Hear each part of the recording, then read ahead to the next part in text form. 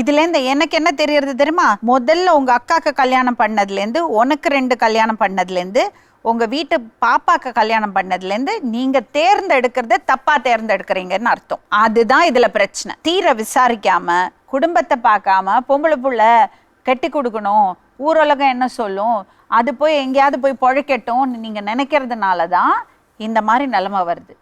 அதை விட்டுட்டு படிக்க வச்சிங்கல்ல, நல்லா படிக்க வச்சு அவளை வேலைக்கு அனுப்பி அவளுக்கு தைரியத்தை கொடுத்து கல்யாணம் பண்ணலைனாலும் பரவாயில்ல, என்ன கெட்டு போகும்? என்னைக்குமே ஆம்பளை பையனை காத்தியே இருக்கும், பயப்படாது. அந்த மாதிரி இருந்தீங்கன்னா நீங்க தலை நிமிர்ந்து நில்லுங்கம்மா. அவன் ஊர் உலகத்துல குடிச்சு கூத்தடிச்சு 10 பொண்டாட்டி வச்சுட்டு தலை நிமிர்ந்து நடந்துட்டு இருக்கான். உங்களுக்கு என்னம்மா, எப்படி நீங்க குறைஞ்சு போனீங்க? கூனி குறுகி போனியானா மேல ஏறி நின்னு மெதிப்பாங்க. சொல்லிருக்காங்கல்ல, நான் வீழ்வேன் என்று நினைத்தாயோ, பாரதியார் சொன்னார்ல, அதுதான். ஆமா, 2 கல்யாணம் பண்ண, 2 ஒர்க் அவுட் ஆகல.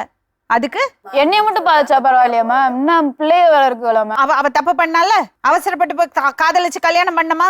என்ன பண்ணிருக்கணும்? அவ வீட்டுல 2 பேர் அம்மாவும் சித்தியும் இவ்வளவு கஷ்டப்படுறாங்களே,